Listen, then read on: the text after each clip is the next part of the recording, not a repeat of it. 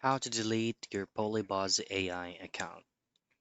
Now in this video, I'll show you a quick guide for you to be able to delete your account on PolyBuzz AI.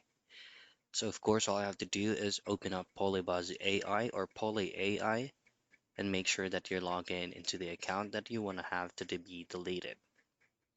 Now, account deletion is very easy. All I have to do is to locate the profile menu at the lower right, and in here you should be able to see your username.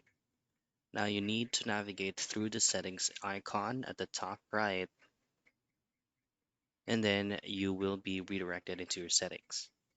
Now next is go into account, and this is where you can actually delete your account.